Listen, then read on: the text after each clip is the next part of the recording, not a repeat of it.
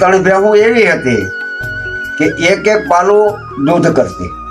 ડબ્બામાં દોતા, અમે પાલાની અંદર દોતા. પાલો કહેવામાં આવે. આ પાલું આપણે ડબ્બો હોય ને, ડબ્બાને કાપી નાખીએ એટલે પાલું થઈ ગયું. આપણે લોટ ભરવાના કેમ પાલા છે એ રીતનું પાલું થઈ જાય. હેલો મિત્રો, જય દ્વારકાધીશ, જય શ્રી રામ. તો આજે આપણે વડીલ સાધુ હતા કેસડિયા સાથે આપણે મુલાકાત કરી અને નેહાળા જેવું જ લાગે છે. પલોટ વિસ્તારમાં એક ભેહું ને એવું બધું રાખે છે. તો ત્યાં આવ્યા અને આપણે આતાની મુલાકાત કરી અને જૂની વાતો છે એ તાજી કરી, ઘડીક વાતો કરીને આનંદ લઈ. આ તો મોજ છે એટલે ઘડીક આનંદ લઈ લઈ. તો આના સમયની આપણે તમે વાત કરીએ કે આ દાડીઓની મજૂરીની. પહેલાનો સમય એવો હતો કે દુકાને તમે લેવા જાઓ એટલી સસ્તાઈ, એટલી સરળતા હતી, મોંઘવારી નહોતી. 5 રૂપિયા લઈને તમે જાઓ તો આખા ઘરનું તમે હટાણું કરીને ભાઈ આવો, બરોબર. પછી એમ થતા થતા મજૂરી ખર્ચા વધ્યા. ત્યારે એ સમયમાં મારી હાજરીમાં 10 રૂપિયા દાડી હતી. 10 રૂપિયા આખો દિવસ મજૂર આપણા ખેતરમાં કામ કરવા આવતા, કારણ એ રીતે સસ્તા હતી એની હામી. એટલે 10 રૂપિયામાં મજૂરોને પોહાતું, બરોબર, ખેડૂતોને પણ પોહાતું. એમ થતા થતા થતા સમય જેમ જેમ જાતો ગયો, મોંઘવારી એમાં જ અમુક થઈ ગઈ, એમ એમ મજૂરી ખર્ચા વધતા ગયા. એટલે મજૂરી ખર્ચા ખેતીમાં વધ્યા. ખેતીનું ઉત્પાદન નીચે આવ્યું, કારણ કે સંપૂર્ણ ભાવ ખેડૂત ન મળે, પણ મજૂરી ખર્ચા વધ્યા એટલે મજૂરી તો દેવી જ પડે. એની સામે 15 રૂપિયા, 20 રૂપિયા, 25 રૂપિયા દાડી હતી. જેમ જેમ સમય જાતો ગયો વધતું ગયું. અટાણે 300 રૂપિયા આખા દિવસની મજૂરી છે. 350 રૂપિયા છે, 300 રૂપિયા છે. આજમેર જાય એના 500 રૂપિયા રાલે વંદાડી છે અત્યારના સમયમાં. એટલે જેમ જેમ જેમ જેમ મોંઘવારી વધતી જાય છે એમ મજૂરી ખર્ચા વધતા જાય છે. ખેતીમાં મજૂરી ખર્ચો વધે છે.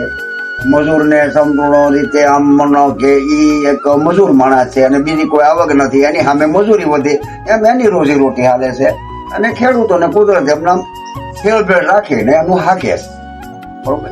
પણ ટૂંકમાં કહેવાનું કે પહેલાનો જે સમય હતો અટાણનો ખૂબ સારો સમય છે, આધુનિક સમય છે. જીવન જીવતા આવડે તો, જીવન જીવતા જો આવડતું હોય તો સમય સારો છે. ખૂબ મુરલીધર મહારાજની મહેરબાની કહેવાય આ સમયની અંદર. તો એવું જીવન જીવવું પડે, બરાબર. સંપૂર્ણ રીતે આપણું જીવન કેમ પાર પાડવું એ આપણા હાથની વાત છે. ત્યારે ખોળના 1800-1900 રૂપિયા પાપડીના ભાવ છે.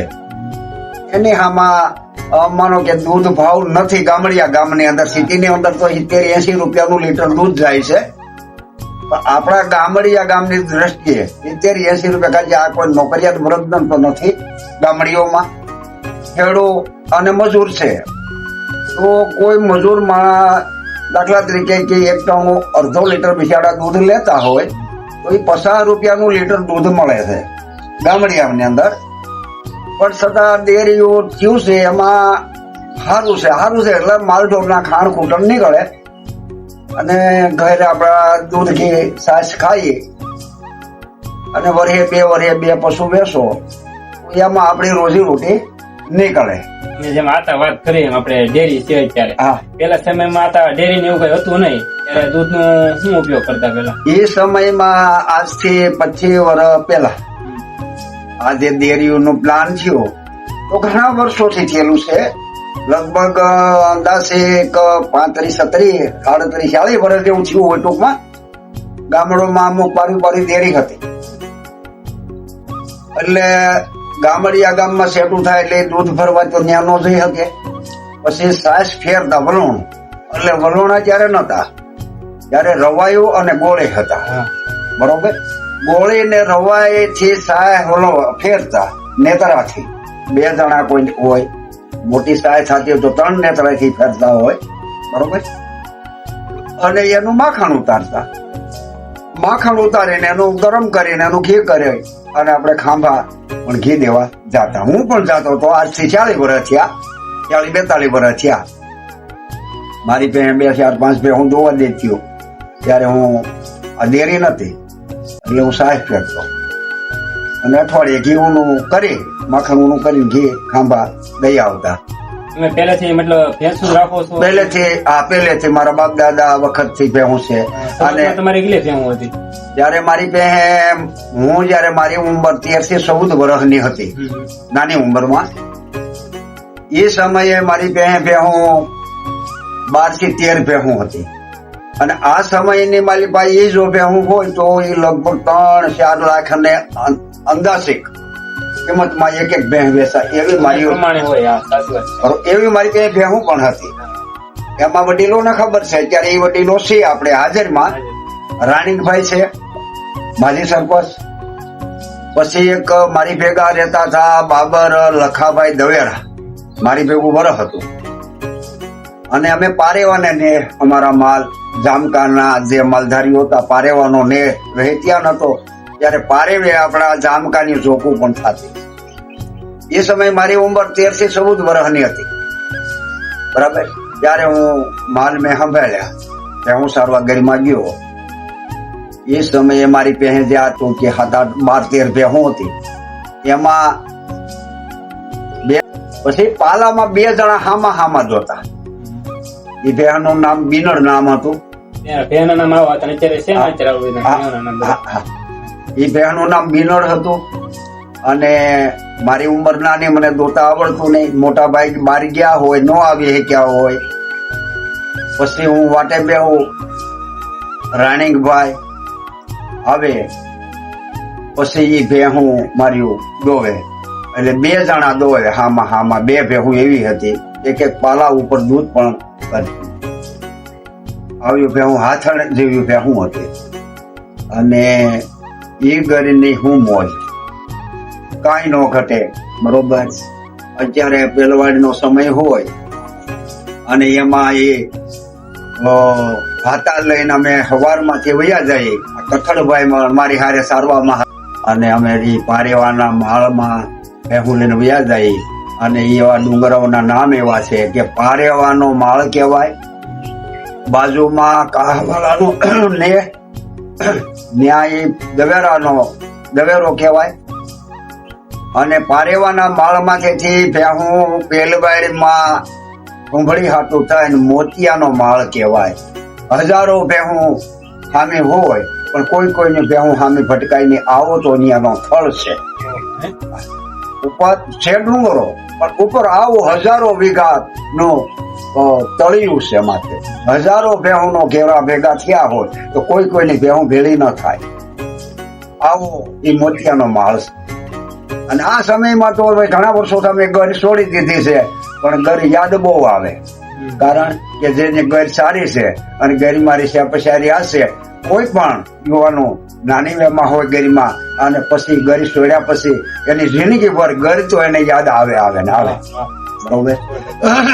પછી અરલનો નેહ છે, ત્યાંથી અમારા પારેવાના નેહ થી 3 કિલોમીટર સેટો છે. પારેવા તમે કીધું કઈ વિસ્તારમાં આવેલો છે? અહીંથી તુલસી શ્યામ મોટો ને, તમે તુલસી શ્યામ 5-7-8-9 કિલોમીટર થાય. તમે અહીંયા માલ સારવા જતા એવું કઈ છે? હા, એટલે પારેવાના ને હું માલ સારવા જતો. નાની ઉંમરમાં ત્યારે હું માલ જ સારતો. પારેવાનો ને આડો લેરિયાનો ને આવે તો આપણે તુલસી શ્યામ વટીએ ને, આડી કેડીએ જો હાલીએ તો સીધું લેરિયા જવાય. અને રસ્તે હાલીએ તો ભીમશાહ આવે.